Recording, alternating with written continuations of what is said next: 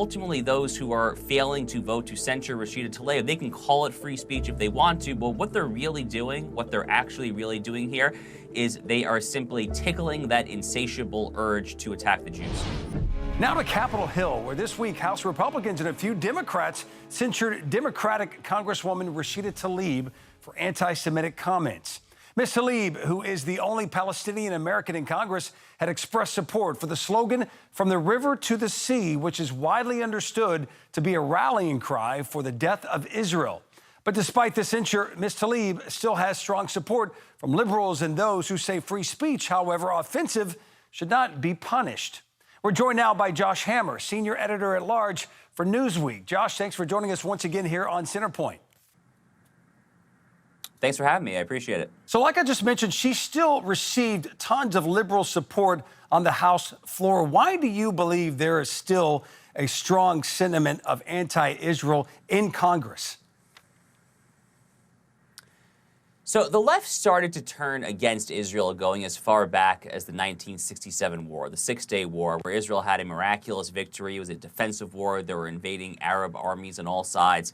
And the fact that Israel won what was essentially a second independence war only 19 years after the founding of the state in 1948, that was what I think got leftists starting to think of Israel as the Goliath and the Arab countries around it, including the Palestinians, as the David in the region. Then you kind of throw into the mix this whole critical race theory, intersectionality, toxic mentality whereby the Jewish state is the colonizer, the imperialist. They are the quote-unquote white people in the region. First of all, I mean, it's nonsensical on its face. I mean, I can tell you as someone who is engaged to an Israeli woman who really does not look particularly white. In fact, the majority of Israeli Jews actually are from Arab countries. They look a lot like Arabs. They're fairly darker. None of it makes sense, but it is just this disgusting, warped identity politics-centric mentality that the far left has. And unfortunately, anti-Israelism, anti-Zionism, anti-Semitism is one of the world's last politically correct, indeed politically fashionable forms of bigotry. It is rampant on the political left there.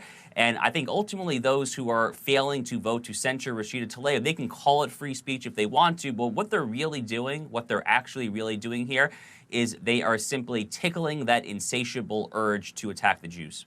Will this do anything to her as far as continuing to use that? Because she's used that phrase before. In fact, in 2019, Israel barred her from entering the country. So what will this do going forward? Because this war continues.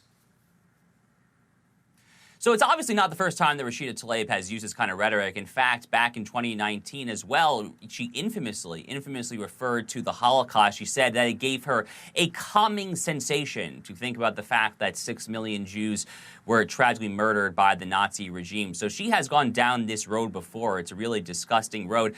You know, from the river to the sea, Palestine shall be free, which is one of their favorite rallying cries. Taken on its own terms, it is an exterminationist, annihilationist rallying cry. I mean, the river to the sea, for those of us who have been there, it's not a particularly wide area from the Jordan River to the Mediterranean Sea. They're calling for the Jews of Israel to go where? Well, into the sea, into the Mediterranean Sea there. It's really loathsome and disgusting stuff.